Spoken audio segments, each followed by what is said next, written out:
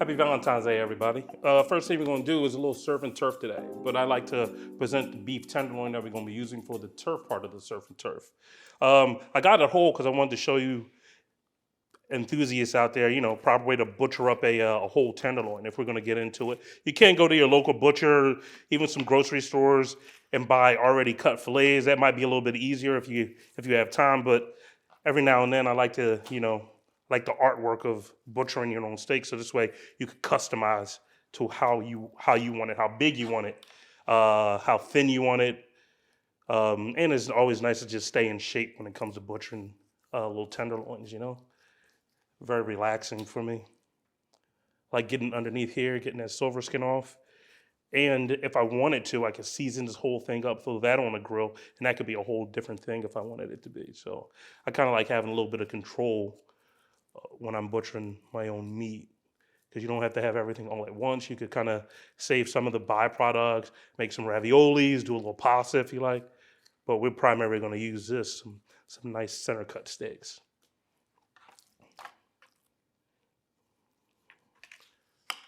All right, get it all nice and cleaned up. So I don't want to take off all the fat because fillets tend to be flavorless. So what you want to do is leave a little bit of the fat on to add some flavor to the steak. But one of the things I do want to do is make sure that we get rid of all the silver skin, things that the human body can't really digest. So that's the most important thing when you're butchering your own meat. You have to remember. So this is for dinner, Valentine's Day, so I want to make sure these steaks are perfect. So what I'm going to do is I'm going to make sure I'm only using center cuts for tonight's dinner.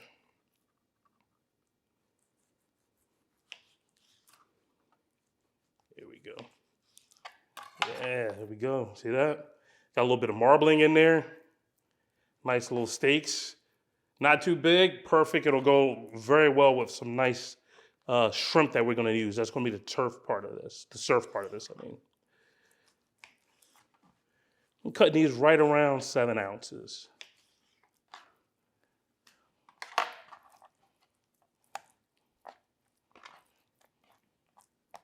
All right, and this will be that byproduct that we can freeze. We can shave it down for Philly cheesesteaks. We can grind it up, use it for meatballs, use it in a little pasta, whatever you prefer. One of the things I like to do is pre-marinate my shrimp a little bit. I'm using 1620 shrimp, which means they're about 16 or 20 to a pound.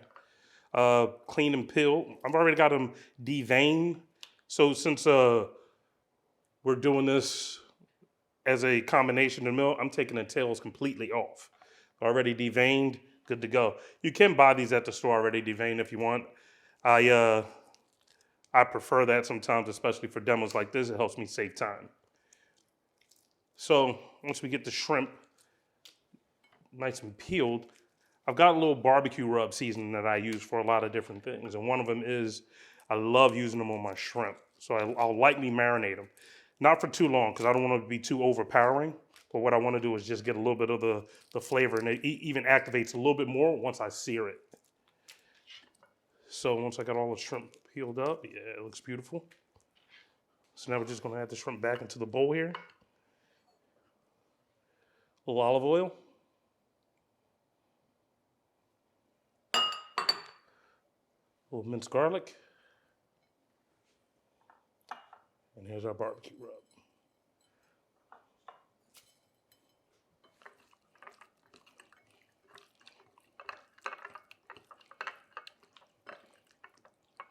Right there. In that barbecue rub, I've got a little salt, pepper, touch of brown sugar, black pepper, a little crushed red pepper. It's something I mainly use on like a brisket, chicken. Also, if I'm marinating a little chicken overnight. But this I'll probably just let it soak for about an hour, hour and a half.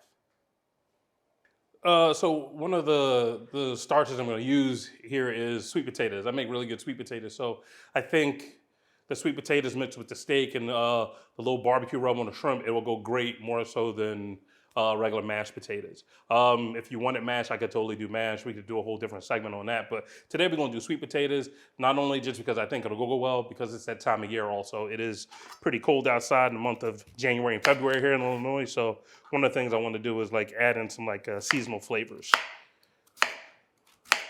There we go. Get that. So making the sweet potato mash, I just kind of want to coarse chop the potatoes. Just try to make them a little uniform so this way they can all cook evenly and we get a nice smooth finish. We'll drop these right into our pot back here.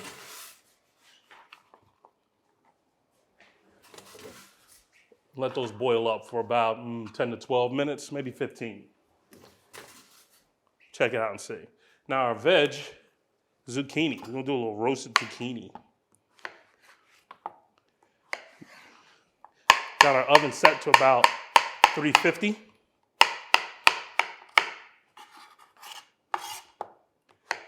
Got our zucchini.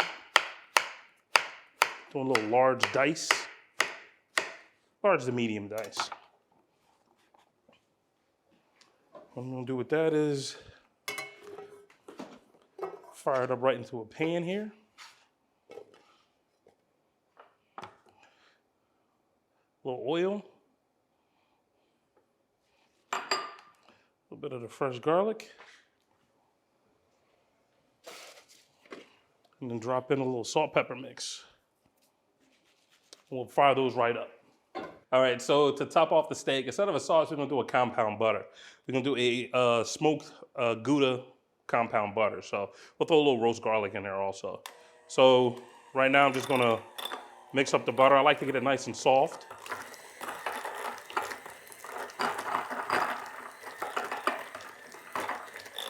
Whip as much air into it as I can.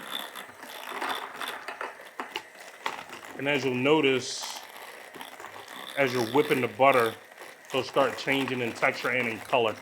The more air you whip into it, it'll start to almost turn white. And then that's when I start adding the ingredients to it.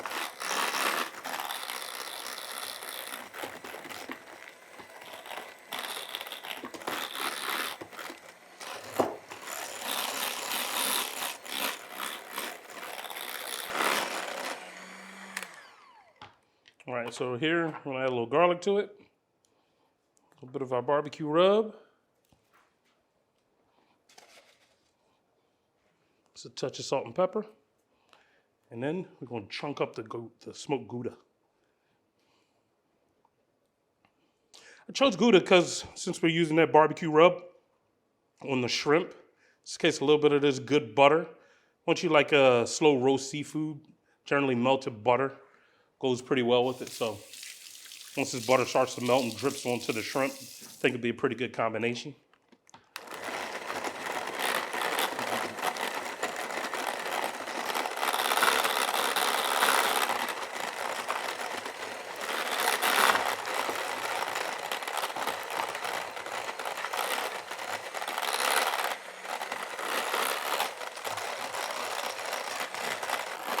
All right.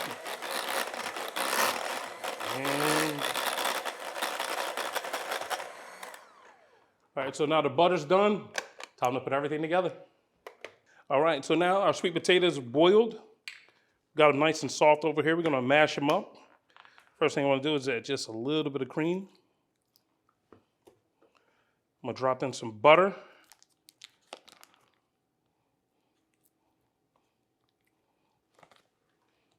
Touch of salt and pepper. A little brown sugar.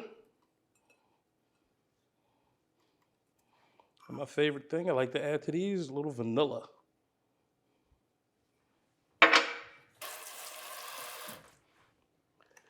And we're just gonna whip them up.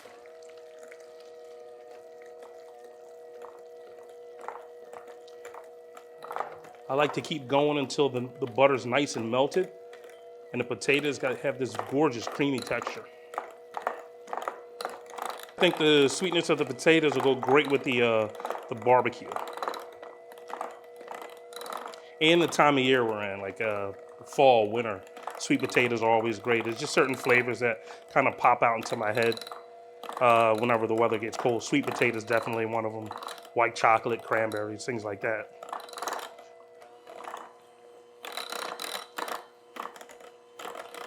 And you know, sweet potatoes, healthy, baby, healthy.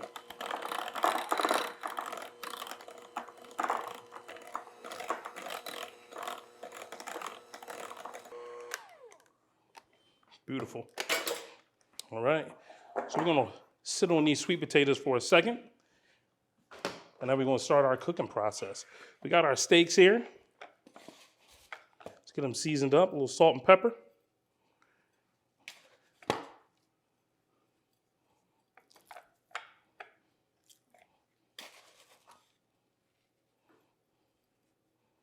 And then behind me, I've got the cast iron pan already nice and hot.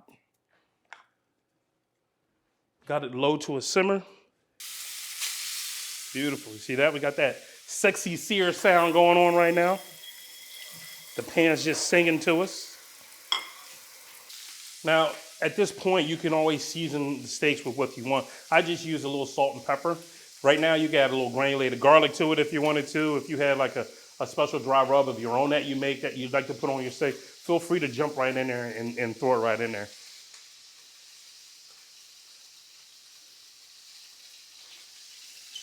What I've got here is a little bit of fresh thyme. I like to get a little crust on my steak.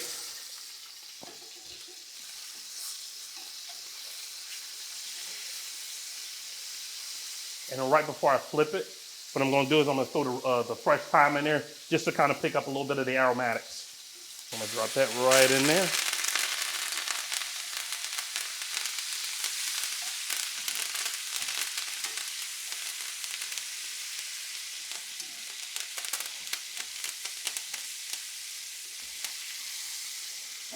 Now at this point here, depending on how you like your steak cooked, whatever temperature you want, if you're a rare person, I'd pull it off now, let it rest, and then dig in. But I'm gonna go like medium rare right now. So what I'm gonna do is I'm gonna pull the pan away from the fire. Throw a couple scoops of the butter.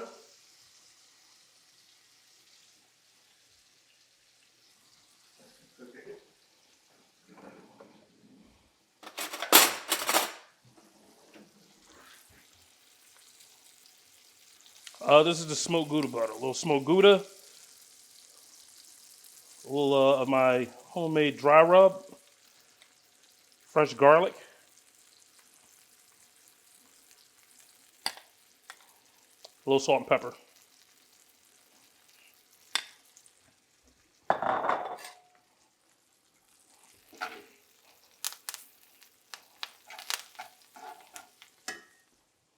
Same pan. Because shrimp doesn't take long to cook. We're going to drop these camarones right in here. A little shrimp right in here.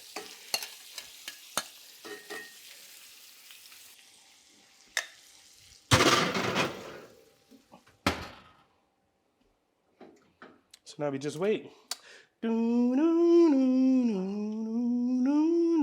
All right, so the first thing we're going to do, I'm going to start plating here. I got my whipped sweet potatoes.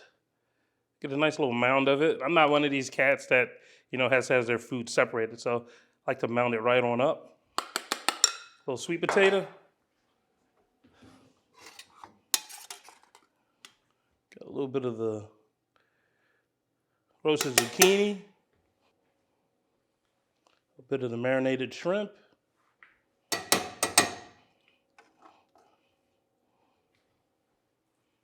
There we go. Beautiful. Gorgeous looking steak. And then we just put like a little piece of thyme right out of there. You got a gorgeous little Valentine's Day dinner right here. So, dinner for two, Valentine's Day, a little surf and turf. Seared filet, topped off with a smoked Gouda butter over whipped sweet potatoes, roasted zucchini, topped off with Cajun marinated shrimp. So if you like this recipe, please check out our website at darkhorsegrillandcatering.com. We'll have dinner for two options on there. And please feel free to order. If you don't want the shrimp, we'll have scallops and even lobster tails on there also. So thanks for watching. That was good? Okay. All right.